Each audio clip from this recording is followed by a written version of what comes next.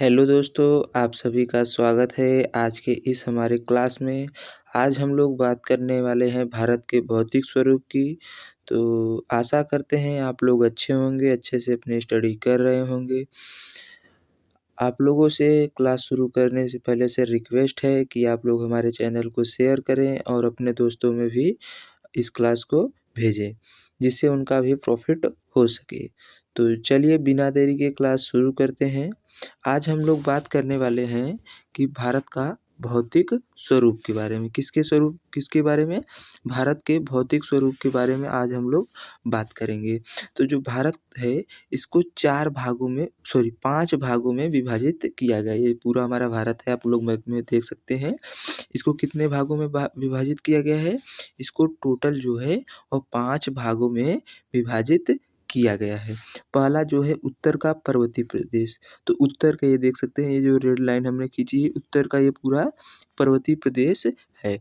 दूसरे नंबर पे मध्यवर्ती मैदान, ये इसके नीचे का जस्ट इसके नीचे के जो नदियों वाला क्षेत्र है इसको हमने मध्यवर्ती भागों में बाँटा है। सॉरी, हमने नहीं बाँटा है, यानी जो हमारे जियोलॉजिस्ट हैं उनके द्वारा इसको दूसरा नंबर क्या बाँटा गया है? मध्यवर्ती मैदान में बाँटा गया है। वहीं तीसरी बात की करें तो प्रायद्वीपीय भारत है, यानी मध्यवर्ती भाग के जस्ट नीचे ये देख सकते हैं, इसके जस्ट नीचे क्या है? पूरा प्रायद्वीपीय भारत है। ये वाला ये पूरा तटीय एरिया को छोड़कर पूरा क्या है?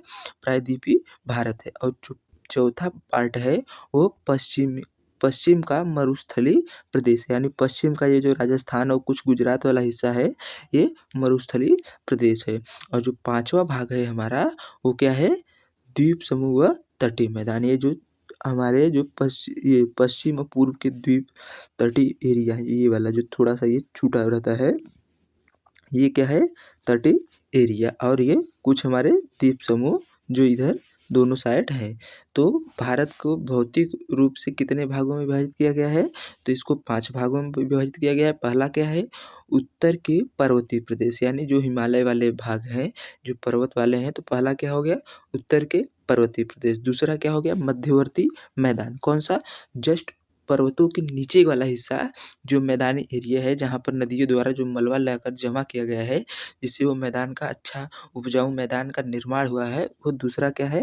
मध्यवर्ती मैदान है। तीसरा आपका प्रायद्वीपीय भारत है। मध्यवर्ती मैदान यानी जो विंध्याचल पर्वत है, जो भारत के उत्तरी भाग और दक्षिणी भाग के जो मध्यवर्ती मैदान और प्रायद्वीपीय भाग को ज़्यादातर यही अलग करता है। तो विंध्याचल पर्वत के जो दक्षिण वाला भाग है वो आपके प्रायद्वीपीय भारत है, जो आपके मध्यवर्ती मैदान के दक्षिण में है। और जो चौथा आपका पार्ट है वो मरुस्थल है, जो थार का मरुस्थल है वो आपका चौथा पार्ट है। वहीं पांचवें पार्ट जो है आपका द्वीप समूह, यानी जो हमारे समुद्र में जो छोटे छोटे द्वीप आइलैंड हैं, और जो हमारा तटीय एरिया है, यानी जो समुद्र से लगा हुआ है, जो हमारे तटीय क्षेत्र है वो। तो ये कुल कितने भागों में विभाजित किया गया है?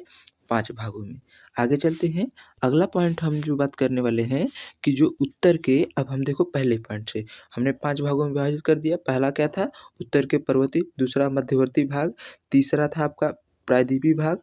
चौथा था आपका द्वीप समूह या तटीय एरिया। और पांचवा था आपका मरुस्थलीय भाग। तो अब हम लोग पहले पॉइंट पर बात करेंगे उत्तर के पर्वतीय प्रदेश, यानी जो ये पूरे आपके उत्तर के जो पर्वत हैं इनके बारे में पहले हम लोग चर्चा करेंगे। तो पहला हम देखते हैं, तो जो उत्तर के पर्वतीय प्रदेश हैं ये हिमालय, यानी 3 हैं। देखो पहले क्या है? हिमालय है, फिर इधर तो हिमालय है और इधर पूर्व की पहाड़ियाँ, इधर तो पूरब की पहाड़ियाँ हैं और ये हिमालय का भाग है। तो जो हिमालय है ये ट्रांस हिमालय, पहला जो है वो ट्रांस हिमालय है। कौन सा? ट्रांस हिमालय। तो जो देखो पहले क्या होता है, जैसे लद्दाख की श्रेणी है, लद्दाख श्रेणी है, जास्कर श्रेणी है, काराकोरम श्रेणी है, कैलाश श्रेणी है, ये सब हिमालय के पार्ट हैं। तो एक एक करके हम इन सबको पढ़ेंगे। और इधर जो पूर्व में है ये सब पूर्वांचल, जैसे डफला है, मीर है और मिजोरो हिल्स है, नागालैंड पर्वत है, इन सबको बारे में बात करेंगे। तो पहला जो हमारा है वो ट्रांस या पार हिमालय के बारे में बात करेंगे।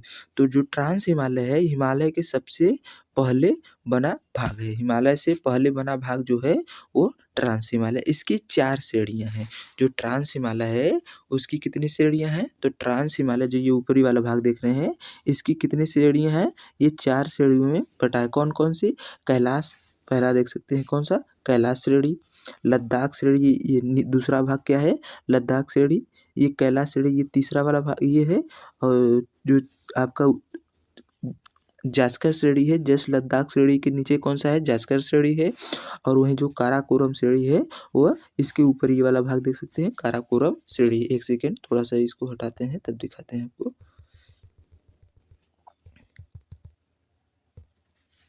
तो देख सकते हैं कि ये जो ऊपरा वाला भाग है सबसे वो काराकोरम श्रेणी है, ये जो ब्लैक है। उसके नीचे वाला जस्ट भाग क्या है? लद्दाख श्रेणी है। फिर उसके जस्ट नीचे का जास्कर श्रेणी है और ये जो इधर का भाग है तिब्बत साइड एरिया का वो कैलाश श्रेणी है। तो ये थे आपके जो ट्रांस हिमालय या पार हिमालय जिसको कहते हैं जो हिमालय से पहले ये भाग बना था जिसकी 4 श्रेणियाँ कौन-कौन सी? कैलाश श्रेणी, लद्दाख श्रेणी, जास्कर श्रेणी और काराकोरम श्रेणी, लद्दाख श्रेणी, जास्कर श्रेणी और कैलाश श्रेणी।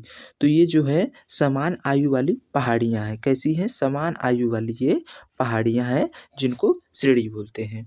श्रेणी कब बोलते हैं? जब एक ही समान की आयु की जो पहाड़ियाँ हों तो उनको श्रेणी नाम बोलते हैं। किर्गिज़ भाषा शब्द का जिसका अर्थ है किर्गिज़ जो भाषा का शब्द है जिसका अर्थ है काला पर्वत। किर्गिज़ जो है एक भाषा का शब्द है काराकोरम। तो ये किर्गिज़ भाषा का जिसका होता है काला पर्वत जिसका अर्थ किसका? काराकोरम जो है ये किर्गिज़ भाषा का शब्द है जिसका अर्थ क्या होता है? काला पर्वत। वहीं बात करें भारत की सबसे ऊंची चोटी केटू जो है विश्व की दूसरी सबसे ऊंची चोटी भी काराकोरम श्रेणी में अवस्थित है। तो ये थे आपके पॉइंट। आगे देखते हैं अगला पॉइंट हमारा क्या है? तो अगला पॉइंट है कि जो केटू पर्वत है इसको गाल्डविन ऑस्टिन ये कहते हैं। इसका नाम भी है अदर नेम जिसे बोले और इसकी जो ऊंचाई है 8611 मीटर है जो पीओके क्षेत्र में अवस्थित है। कहाँ पर? पाक अधिकृत कश्मीर में यह अवस्थित है। और दूसरी श्रेणी हमारी थी लद्दाख श्रेणी। लद्दाख श्रेणी जो है वो राकापोशी पर्वत इसमें अवस्थित है लद्दाख श्रेणी में जिसकी ऊंचाई 7788 मीटर है जो विश्व की तीव्र ढाल वाली चोटी भी है। आपसे पूछ ले कि विश्व की सबसे तीव्र ढाल वाली चोटी कौन सी है? तो वो राकापोशी चोटी है जिसकी ऊंचाई जो है 7788 मीटर है जो लद्दाख श्रेणी में अवस्थित है। जो लद्दाख है इसे कोल्ड डिजर्ट यानी शीत मरुस्थल भी कहते हैं। लद्दाख को क्या कहते हैं? कोल्ड डिजर्ट यानी शीत मरुस्थल। वहीं बात करें भारत के सबसे बड़े केंद्र शासित प्रदेश जो है भारत का वो लद्दाख में है। वहीं बात करें लद्दाख ही है भारत का सबसे बड़ा केंद्र शासित प्रदेश क्षेत्रफल की दृष्टि से। जो इसकी राजधानी है वह लेह है जहाँ पर सबसे कम वर्षा वाला स्थान कौन सा है? लेह है। यहाँ पर भारत का सबसे ऊंचाई हवाई अड्डा भी लेह में अवस्थित है और लेह में ही भारत का दूसरा सबसे बड़ा जिला भी लेह ही भारत का दूसरा सबसे बड़ा जिला है। पहले नंबर पर तो कच्छ है और दूसरे नंबर पर लेह है। अब हम तीसरे श्रेणी की बात करें तो तीसरा श्रेणी आपका कौन सा है? जास्कर श्रेणी। कौन सी श्रेणी है?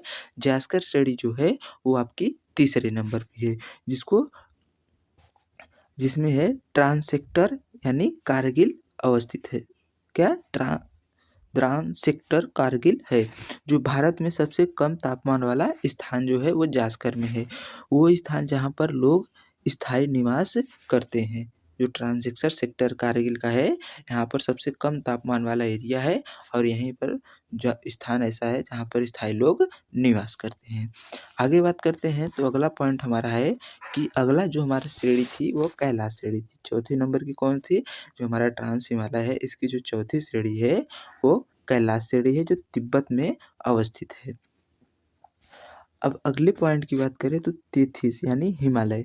जो हिमालय है यह तेथिस सागर से बना हुआ है।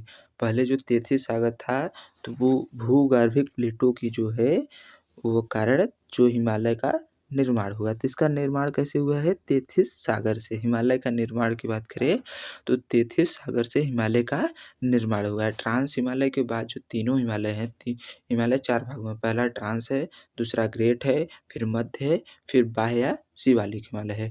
तो जो ट्रांस हिमालय है वो हिमालय पर्वत से पहले बन गया था, लेकिन जो 3 हिमालय हैं वो हिमालय के बनने पर हुए हैं। तो जो हिमालय का निर्माण हुआ है इसको जानना ज़रूरी है। तो हिमालय का निर्माण कैसे हुआ है? तेथिस सागर से हुआ है। भूगर्भिक प्लेटों के आपस में टकराने से या तो वो नीचे दब जाती हैं या ऊपर उठ जाती हैं। तो इसमें क्या हुआ कि जो तेथिस सागर था वो ऊपर उठता चला गया, जिससे हिमालय का निर्माण हो गया है। जो इसकी आकृति है वो चाप या धनुषाकार है, ऐसे कुछ है। कैसे है? चाप या धनुषाकार जो है इसका आकार है, और इसका विस्तार जो है पूर्व से पश्चिम में जो है पूर्व से पश्चिम है। पूर्व से क्या है? पश्चिम है, और पश्चिम से पूर्व है। जो 2400 किलोमीटर इसका टोटल विस्तार है। अब इसकी विभाजन की बात करें तो इसको जो है हिमालय को 3 भागों में बाँटा गया है। पहला ग्रेट हिमालय, तो जो पर्वत है वो 4 है, ट्रांस, ग्रेट, मध्य और बाह्य। लेकिन जो बाद में बने हुए विस्तारक हैं उनको ग्रेट हिमालय, मध्य हिमालय, बाह्य और शिवालिक हिमालय में विभक्त किया गया है। आगे देखते हैं, अगला पॉइंट है कि जो हिमालय का विभाजन है वह लंबाई के आधार पर और ऊंचाई के आधार पर हुआ है। किसके आधार पर? अकॉर्डिंग टू लंबाई। लंबाई के आधार पर 4 भागों में बांटा गया है, और ऊंचाई के आधार पर भी में बांटा गया है। लंबाई के आधार में सिंध और ब्रह्मपुत्र नदियों के बीच है। जो सिंध और ब्रह्मपुत्र नदियाँ, जो सिंध नदी इधर निकलती है और ब्रह्मपुत्र नदी कुछ इधर है, तो इनको लंबाई के आधार पर इन दोनों नदियों के बीच में बांटा गया है। कितने भागों में? 4 भागों में। तो जो लंबाई के आधार पर है हिमालय को 4 भागों में कौन कौन से बांटा गया है? तो पहला पंजाब या कश्मीर हिमालय बांटा गया है। कौन सा? पंजाब या कश्मीर हिमालय है। ये पश्चिम वाला भाग है और ये पूर्व वाला भाग है। तो लंबाई के आधार पर कौन कौन सी नदियों के बीच है? जो 2 बाह्यतम नदियाँ हैं, पहली तो ब्रह्मपुत्र पश्चिम में है और पूर्व में ब्रह्मपुत्र पूर्व में है, पश्चिम में सिंधु नदी है।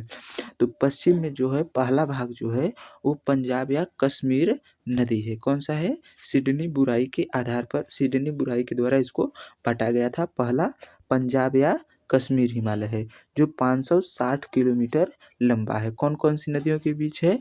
तो यह सिंधु नदी, ये पहली वाली सिंधु नदी और सतलज नदी के बीच का क्षेत्रफल है। दूसरा आपका कुमायूं हिमालय है जो 320 किलोमीटर लंबा है, जो सतलुज और काली यानी शारदा नदी के बीच अवस्थित है। तीसरा आपका नेपाल हिमालय है जो 800 किलोमीटर लंबा है, लॉन्गेस्ट हिमालय इसको, जो ये सिडनी बुराई के आधार पर, ये जो लंबाई के आधार पर सबसे लंबा हिमालय है, जो काली या शारदा नदी और तीस्ता नदी के मध्य का क्षेत्र है।